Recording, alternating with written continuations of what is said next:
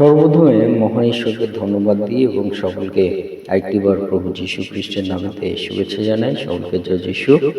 আসুন আজকে আমরা ঈশ্বর বাক্য শুনি। মথি তার 24 অধ্যায় 30 পদ। আর তখন মনুষ্যপুত্রের চিহ্ন আকাশে দেখা যাইবে, আর তখন পৃথিবীর সমুদয় গোষ্ঠী বিলাপ করিবে এবং মনুষ্যপুত্রকে আকাশীয় মেঘরথে পরাক্রম ও মহাপ্রতাপে আসিতে দেখিবে। ঈশ্বর তার বাক্যে আমাদের প্রত্যেককে আশীর্বাদ যুক্ত করুন। আমেন। হে আমাদের স্বর্গের পিতা, সর্বশক্তিমান ঈশ্বর, পরিত্রাণকারী প্রভু, তোমার মহানামের ধন্যবাদ, প্রশংসা এবং গৌরব দিই। প্রভু, আজকের এই দিনে তোমার যে বাণী শোনার সুযোগ করে দিয়েছ, পিতা, এই বাণীর মধ্য দিয়ে তুমি আমাদের জীবনে কথা বলো, সঙ্গে থাকো, আমাদের আত্মিক জীবন সুদৃঢ় করো এবং সবল করো। প্রভু সঙ্গে থাকো, এই প্রার্থনা প্রভু যীশু নাম চাই। আমেন। জয় যীশু। আজকে আমরা দেখি আমাদের পিতা ঈশ্বর তিনি আমাদেরকে যে বিষয় বলেন যে প্রভু যীশু খ্রিস্টের দ্বিতীয় আগমন। আর সে প্রভু যীশু খ্রিস্টের দ্বিতীয় আগমন কেমন হবে সেই বিষয় আজকে আপনাদেরকে শেয়ার করতে চাই। কারণ দিকে দিকে একটি বিষয় আমরা শুনতে পারবো বা দেখতে পারবো আগামী সময়, যে এইরকম প্রচার আমরা শুনতে পারবো যে প্রভু যীশু খ্রিস্ট তিনি এই জগতে তার দ্বিতীয় আগমন ঘটেছে।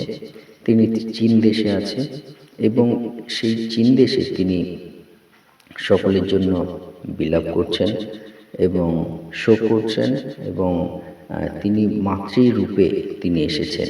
এইরকম বিষয় কিন্তু আমরা দিকে দিকে পরবর্তীতে শুনতে পারবো যে প্রভু যীশু খ্রিস্টের আগমন হয়েছে। কিন্তু বাইবেল বাক্য মধ্য দিয়ে পিতা ঈশ্বর তিনি আমাদেরকে কি বলতে চায় যে প্রভু যীশু খ্রিস্টের দ্বিতীয় আগমন কেমন হবে। বাইবেল বলে যে সেই প্রভু যীশু খ্রিস্ট যখন তিনি আসবেন তার দ্বিতীয় আগমনে যে চিহ্ন আকাশে দেখা যাবে, তিনি যে আসবেন তা আমরা উপর থেকে আমরা সেই চিহ্ন আকাশে আমরা দেখতে পারবো এবং পৃথিবীর সমুদয় গোষ্ঠী বিলাপ করবে। অর্থাৎ সমুদয় গোষ্ঠী বলতে যত বংশ আছে এই পৃথিবীতে, যত ভাগ আছে মানুষের মধ্যে, সকলে বলছে বিলাপ করবে, দুঃখ করবে। অর্থাৎ এই মধ্য দিয়ে যে বিষয় পিতা ঈশ্বর তিনি বলতে চান যে প্রভু যীশু খ্রিস্টের যে দ্বিতীয় আগমন, সেই আগমনে যারা বিশ্বাসী তারাই কি দেখতে পারবে, কিন্তু অবিশ্বাসীরাও সেই আগমন দেখতে পারবে। এই বিষয়ে পিতা ঈশ্বর তিনি আমাদের বলতে চান যে প্রভু যীশুর দ্বিতীয় আগমনটা কিন্তু কোনো লুকানোর বিষয় থাকবে না, এটা কিন্তু ওপেন ব্যাপার থাকবে। তিনি যখন আসবে সকলে জানতে পারবে। তিনি যখন আসবে, সেই আসবে কখন সেটা কেউ জানবে না, কিন্তু যখন তিনি এসে যাবে সকলে সেই সময় তিনি জানবে। সকলে সেই সময় প্রভু যীশুর বিষয় কিন্তু সকলে জানতে পারবে। সে হতে পারে অবিশ্বাসী, হতে পারে বিশ্বাসী, সকলে জানতে পারবে সে বিষয়। কিন্তু আমরা বাণী থেকে, ঈশ্বরের বাক্য থেকে আমরা যা দেখতে পাই এবং বলছে মনুষ্য পুত্রকে আকাশীয় মেঘরথে পরাক্রম এবং মহাপ্রতাপে আসিতে দেখিবে। অর্থাৎ প্রভু যীশু খ্রিস্ট তিনি যখন আসবেন তিনি আকাশীয় মেঘরথে তিনি পরাক্রম এবং মহাপ্রতাপের সহিত তিনি আসবেন। হালেলুয়া। সে বিষয় কিন্তু আমরা এখানে আমরা দেখতে পাই। তাই যদি আমরা দেখি প্রকাশিত বাক্য 1 অধ্যায় 7 পদ, প্রভু যীশু খ্রিস্টের আগমনের বিষয় বলছে, দেখো তিনি মেঘ সহকারে আসিতেছেন, আর প্রত্যেক চক্ষু তাহাকে দেখিবে এবং যাহারা তাহাকে বিদ্ধ করিয়াছিল তাহারাও দেখিবে, আর পৃথিবীর সমস্ত বংশ তাহার জন্য বিলাপ করিবে। হ্যাঁ, আমেন। অর্থাৎ প্রভু যীশু খ্রিস্টের সেই দ্বিতীয় আগমন মেঘ সহকারে তিনি আসবেন এবং আমাদের যে চোখ আছে সেই প্রত্যেক চক্ষু তাহা দেখিবে। আমেন। আজকে মনুষ্যের চক্ষু আছে। আজকে যদি আমরা দেখি বিভিন্ন কীট পতঙ্গ থেকে, প্রাণী জীবজন্তু থেকে, মাছ থেকে, মৎস্য যদি আমরা দেখি, এই সকল কিছু কিন্তু চক্ষু আছে। অর্থাৎ এই পৃথিবীতে এমন কিছু নেই যে তার চক্ষু নেই, আর এমন কিছু আছে যার চক্ষু নেই। সেই প্রত্যেক চক্ষু কিন্তু প্রভু যীশুকে দেখতে পারবে। তার মানে প্রভু যীশুর যে আগমন সেই আগমনটা কিন্তু কোনো সিক্রেট বা গোপন বিষয় থাকবে না।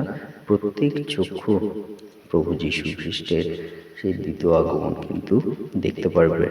এবং বলছেন যাহারা তাকে বিদ্ধ করিয়াছিল, অর্থাৎ প্রভু যীশুকে যারা তার টিটকারি করেছিল, তার মাথায় কাটার মুকুট দিয়েছিল, তাকে পেরেক, তার হাতে পেরেক গেঁথেছিল এবং তাকে বিভিন্নভাবে বিদ্ধ করেছিল, সেই বিষয় সকল বিষয় পিতা ঈশ্বর তিনি আমাদেরকে বলতে চান যে এই সকল বিষয় যা কিছু প্রভু যীশুর সময় হয়েছিল, তাকে বিদ্ধ করা হয়েছিল, সেই সকলেও কিন্তু প্রভু যীশুকে দেখতে পারবে। সকলে প্রভু যীশুকে দেখতে পারবে। পিতা ঈশ্বর কিন্তু সেই বিষয় তিনি বলেন। তার মানে কেউ গোপন থাকবে না, কেউ গোপন থাকবে না, যে সকলে কিন্তু প্রভু যীশুকে দেখবে। এবং বলছে পৃথিবীর সমস্ত বংশ তাহার জন্য বিলাপ করবে, অর্থাৎ সকলে প্রভু যীশুকে দেখতে পারবে এবং এমন কেউ বাদ যাবে না, সকলেই প্রভু যীশু দেখার সুযোগ কিন্তু পাবে, পিতা ঈশ্বর এখানে বলছেন।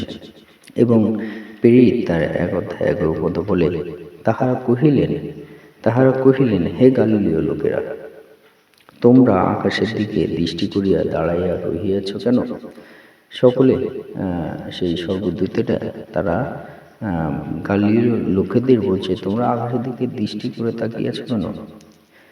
এই যে যীশু তোমাদের নিকট হইতে স্বর্গে নীত হইলেন, তিনি স্বর্গে যেমন ভাবে তিনি উঠলেন, ঠিক তেমনি ভাবে তিনি আগমন হবেন। অর্থাৎ প্রভু যীশু খ্রিস্টের আগমনটা কিন্তু কেমন হবে? তিনি যেমন স্বর্গে উঠেছেন, সকলে আবার স্বর্গ থেকেই নেমে আসতে দেখবেন এবং মহাপরাক্রমের মধ্য দিয়ে পিতা ঈশ্বর সে বিষয় কিন্তু তিনি বলতে চান।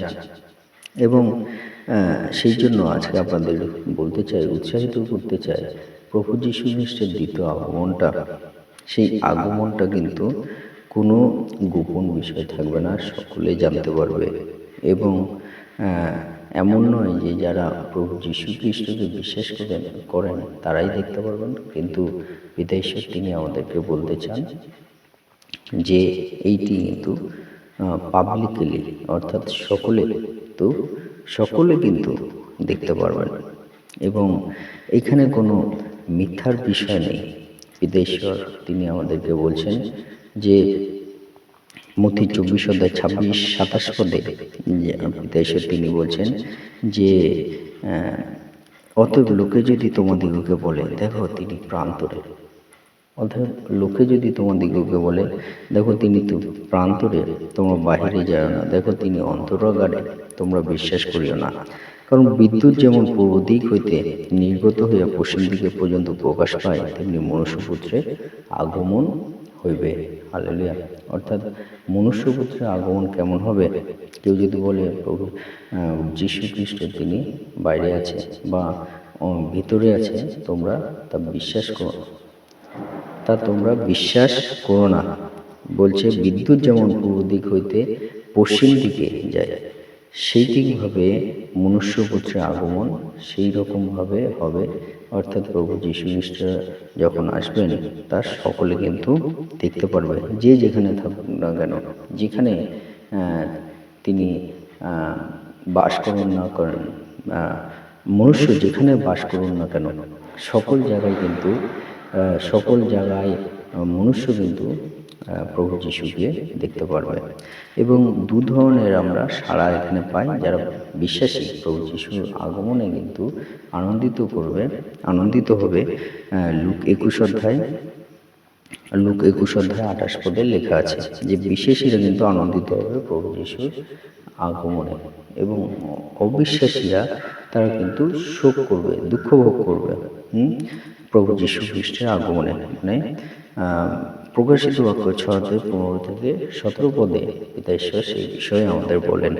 তাই আমরা এখান থেকে দু ধরনের কিন্তু সাড়া আমরা পাই প্রভু যীশু খ্রিস্টের আগমনে, বিশ্বাসীদের আনন্দ এবং অবিশ্বাসীদের শোক।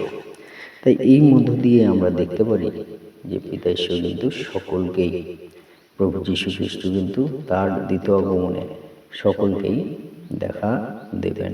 হালেলুয়া। তাই শেষে বলতে চাই, প্রভু যীশু যখন তিনি প্রথম আগমন হয়েছিল, একটা ছোট শিশু হয়ে তিনি এই জগতে এসেছিলেন এবং আমাদেরকে প্রত্যেক গৃহে সেই বিষয় কিন্তু বলতে হয় যে প্রভু যীশু খ্রিস্ট তিনি এসেছিলেন এবং তিনি পরিত্রাণ দেওয়ার জন্য এসেছিলেন। কিন্তু যীশু খ্রিস্টের দ্বিতীয় আগমনটা কিন্তু আমাদের কাউকে বলতে হবে না, গৃহে গৃহে বাড়িতে বাড়িতে গিয়ে বলার কোনো দরকার হবে না। কারণ প্রভু যীশু খ্রিস্টের দ্বিতীয় আগমনটা তিনি রাজার বেশে আসবেন, রাজকীয়তায় আসবেন এবং সকলে তা জানতে পারবেন। তখন আমাদের কোনো ফেসবুকের দরকার হবে না, কোনো টুইটার ইনস্টাগ্রামের দরকার হবে না, কোনো কাউকে বিশেষ করে ফোন করে বলার দরকার হবে না, ভিডিও করে হোয়াটসঅ্যাপে পাঠিয়ে বলার দরকার হবে না যে প্রভু যীশু খ্রিস্ট তিনি এসে গেছেন। কিন্তু প্রভু যীশু খ্রিস্ট তিনি যখন আসবেন তখন এই সমস্ত কিছুর প্রয়োজন নেই। কিন্তু তিনি যখন আসবেন সকলে জানতে পারবেন।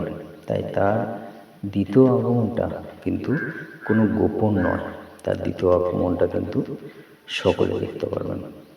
তাই আজকে আপনাদেরকে উৎসাহিত করি, সকল বিশ্বাসী সন্তানদেরকে, যে আসুন প্রভু যীশু খ্রিস্টের দ্বিতীয় আগমনটা আমরা আরও বেশি করে বোঝার চেষ্টা করি যে প্রভু যীশু খ্রিস্টের দ্বিতীয় আগমনটা কিন্তু সকলে দেখতে পারবে, জীবিত মৃত সকলে, এবং যারা আজ বেঁচে নেই তারাও পর্যন্ত কিন্তু প্রভু যীশু খ্রিস্টের দ্বিতীয় আগমন দেখতে পারবে। তাই এই বিষয়ের মধ্য দিয়ে আসুন আমরা আরও আর্থিকভাবে সবল হই, সুদৃঢ় হই এবং প্রভু যীশু খ্রিস্টের সেই দ্বিতীয় আগমন, সেই আগমনে প্রত্যেককে দেখতে পারবে। সেই আগমনের জন্য আমাদের মন প্রস্তুত রাখি। কিন্তু আব্বা পিতা, আমি তোমাকে কাছে ডাকি, সেই নাম যা সকল ভয় দূর করে। যখন আমি পথহারা, যখন আমি দুর্বল, আব্বা পিতা আমি তোমাকে খুঁজি।